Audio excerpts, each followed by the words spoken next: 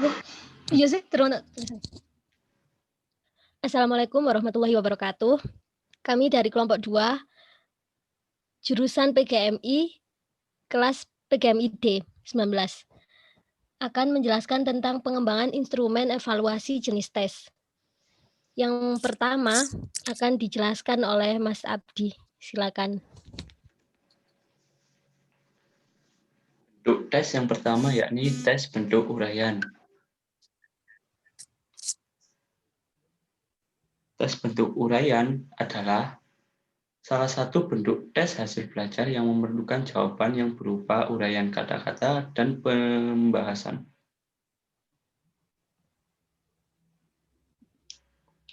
Dalam tes bentuk uraian terdapat karakteristik khusus, yakni yang pertama memiliki pertanyaan yang menuntut jawaban berbentuk uraian dengan paparan kalimat yang panjang. Kemudian, peserta dituntut memberi penjelasan terhadap pertanyaan-pertanyaan yang ada. Ketika jumlah pertanyaan umumnya sedikit. Kemudian yang keempat, biasanya tes ini diawali dengan pertanyaan dalam tes ini diawali dengan pertanyaan seperti jelaskan, mengapa, dan bagaimana. Kaidah penulisan. Yang pertama, soal hendaknya dirumuskan dengan kalimat sederhana sesuai tingkat kemampuan bahasa peserta didik. Yang kedua, rumuskan kalimat pertanyaan dengan menggunakan bahasa Indonesia yang baik dan benar sesuai kaidah yang berlaku. Ketiga, rumusan pertanyaan hendaknya menggunakan kata tanya atau perintah seperti jelaskan, mengapa, bagaimana. Yang keempat, tidak menimbulkan kata-kata yang menimbulkan kesalahpahaman, seperti kata-kata yang memiliki makna ganda. Yang kelima, menghindari pemakaian kata atau kalimat yang dapat menyinggung perasaan peserta didik. Keenam, tentukan batasan waktu yang digunakan peserta didik untuk menjawab pertanyaan tersebut. Ketujuh, membuat kunci jawaban atau kriteria jawaban sebagai pedoman penilaian. Dan yang terakhir, nomor 8, membuat petunjuk tentang cara pengerjaan pertanyaan. Di dalam tes bentuk uraian,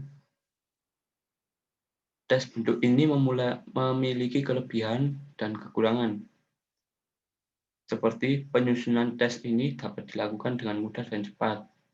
Penggunaan tes bentuk uraian ini sangat sesuai untuk melihat daya ingat dan pemahaman peserta didik dalam suatu mata pelajaran. Namun, dalam tes ini, pertanyaan yang diberikan tidak mencakup seluruh isi materi, dan juga pengoreksian dari jawaban peserta didik juga membutuhkan waktu yang lama. Tes bentuk uraian memiliki beberapa klasifikasi menurut umum dan menurut Depdikbud. Yang pertama, klasifikasi instrumen jenis tes bentuk uraian yang menurut umum ada dua, yakni terbatas dan bebas. Yang terbatas, tes uraian ini adalah tes uraian yang berisi jawaban yang beragam dari peserta didik. Jawabannya telah ditentukan dan juga dikehendaki dalam pertanyaan. Diberikan batasan pembuat soal memberi batasan-batasan khusus sehingga jawaban yang diberikan peserta didik sudah bersifat terarah. Kemudian tes uraian bebas. Tes uraian bebas yang mana peserta didik dalam menjawab pertanyaan lebih bebas dan dituntut untuk bergantung pada cara pandang siswa itu sendiri. Pertanyaan dalam tes bentuk uraian bebas ini bersifat umum sehingga menjadikan jawaban dari pertanyaan ini sangat luas dan bebas.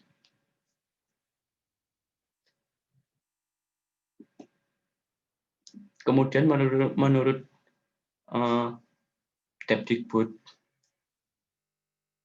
Departemen Pendidikan dan Budaya, jenis tes uraian ini memiliki dua golongan. Yang pertama, bentuk uraian objektif atau BU, yakni bentuk ini seperti pada jenis instrumen terbatas, tes uraian terbatas, karena sudah lebih terarah.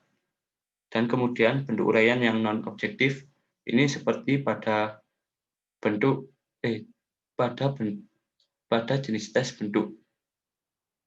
bentuk uraian yang bebas.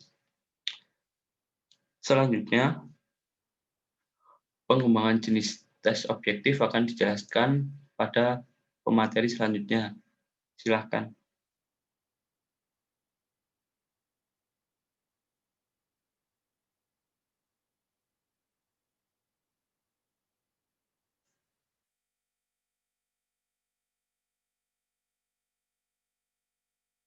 Tes bentuk objektif akan diterangkan oleh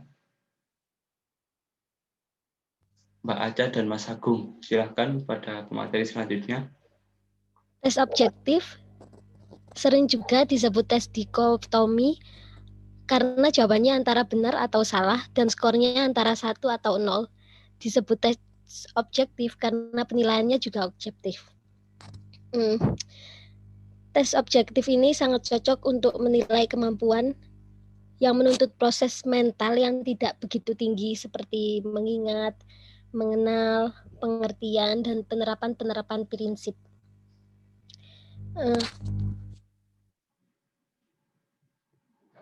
Yang pertama adalah benar salah.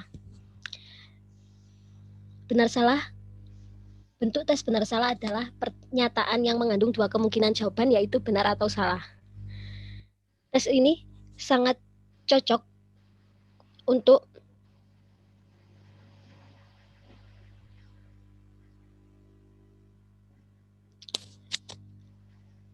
tes ini sangat berfungsi dengan baik, maka yang ditanyakan hendaknya sesuai dengan materinya.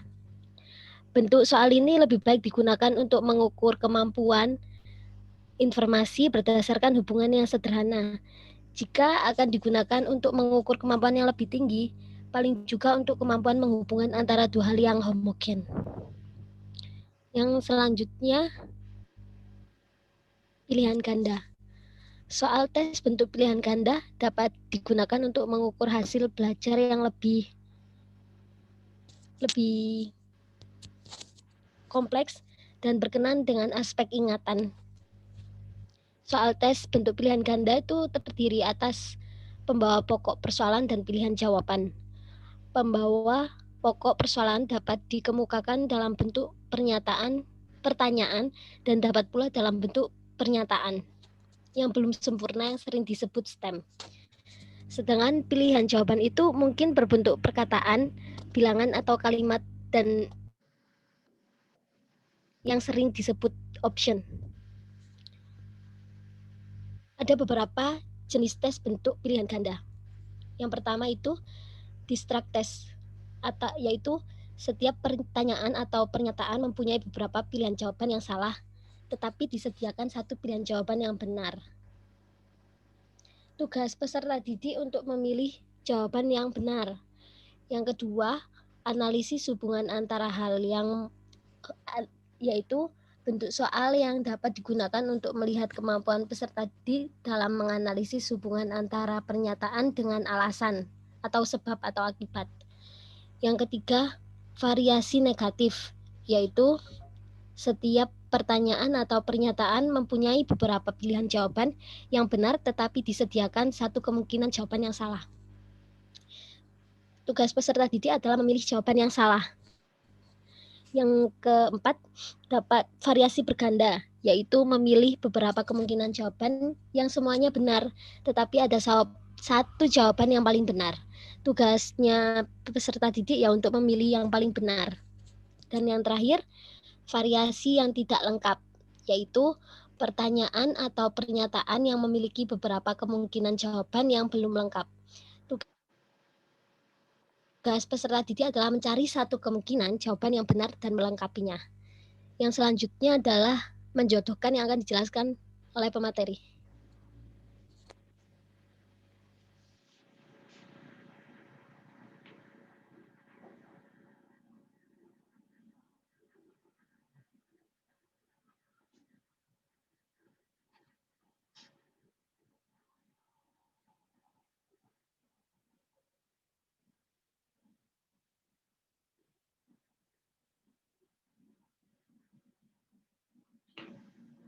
Mas Agung dipersilahkan.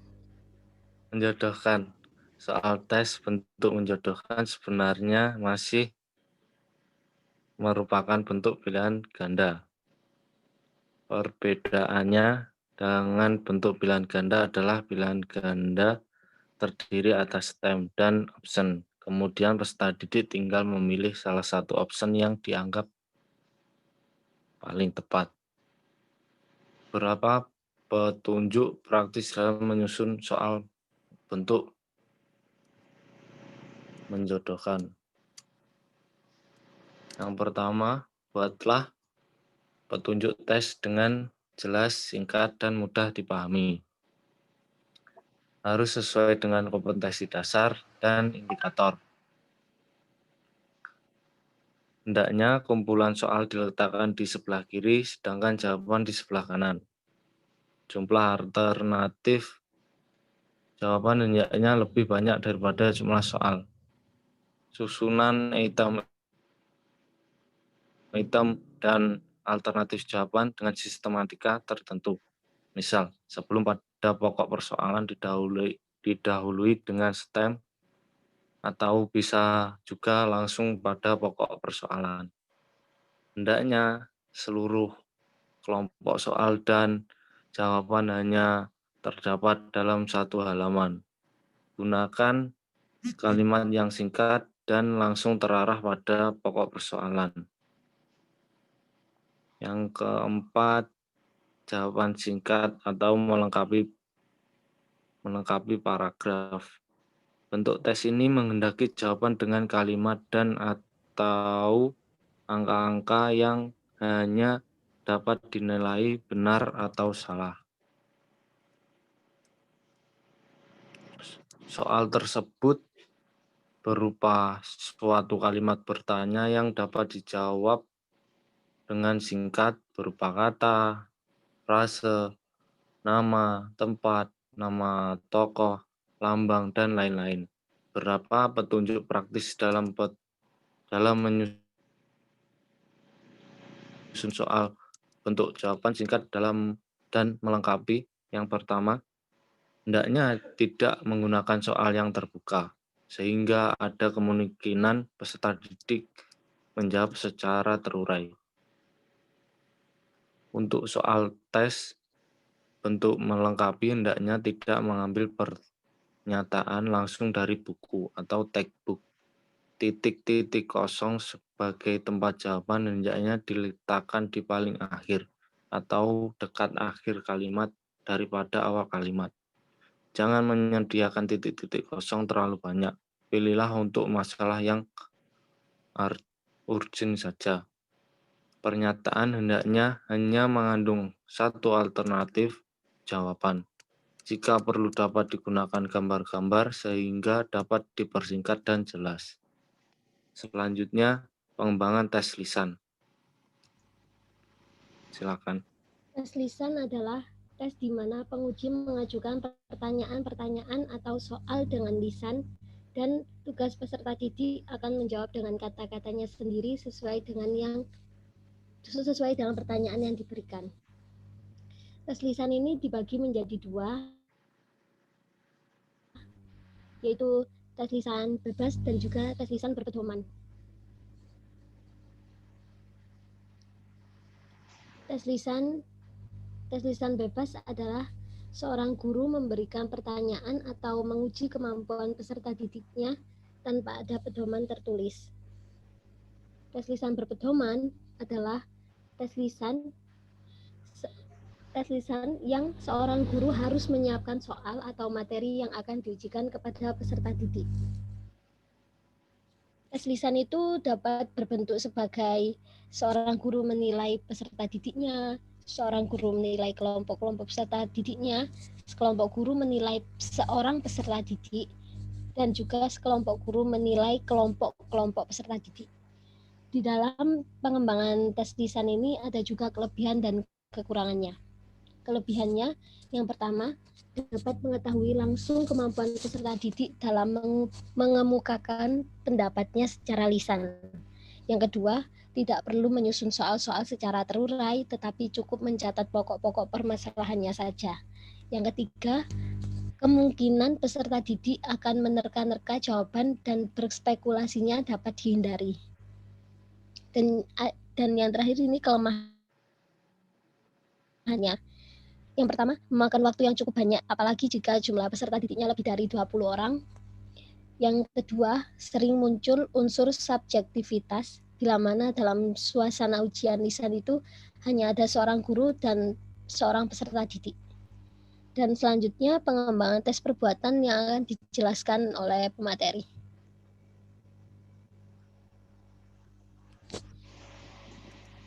Tes perbuatan.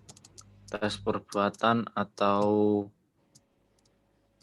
tes praktik adalah tes yang menuntut jawaban peserta didik dalam bentuk perilaku, tindakan, atau perbuatan.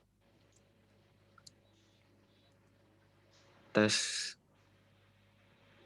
tindakan sebagai suatu teknik evaluasi digunakan hampir setiap mata pelajaran, seperti olahraga, teknologi, informasi, dan komunikasi, bahkan bahasa, kesenian, dan sebagainya.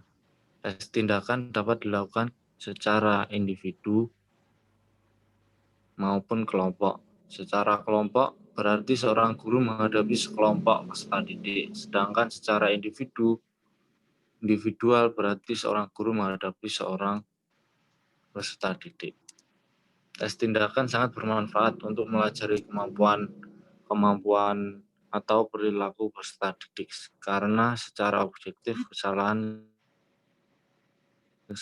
yang dibuat oleh peserta didik dapat diamati dan diukur sehingga menjadi dasar pertimbangan untuk praktik selanjutnya. Sebagai mana jenis tes yang lain, tes tindakan mempunyai kelebihan dan kekurangan.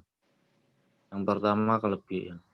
Salah satu teknik tes yang dapat digunakan untuk mengetahui hasil belajar dalam bidang keterampilan, seperti keterampilan menggunakan komputer, menggambar, dan sebagainya. Tes perbuatan ini baik digunakan untuk mengetahui kecocokan antara pengetahuan teori dan keterampilan praktik, sehingga hasil penilaian menjadi lengkap. Dalam pelaksanaannya, peserta didik tidak ada kemungkinan untuk menyontek. Guru dapat mengenal lebih dalam tentang karakteristik masing-masing peserta didik sebagai dasar tindakan lanjut hasil penilaian, seperti pembelajaran remedial. Adapun kelemahan atau kekurangan dari tes tindakan ini adalah membutuhkan waktu yang lama. Dalam hal tertentu atau tes perbuatan tertentu membutuhkan biaya yang cukup besar, membuat peserta didik cepat bosan. Jika tes tindakan sudah menjadi suatu yang rutin, maka ia tidak mempunyai arti apa-apa lagi. Memerlukan syarat pendukung yang lengkap, baik waktu, tenaga, maupun biaya. Sekian dari kelompok kami. Kurang lebihnya mohon maaf.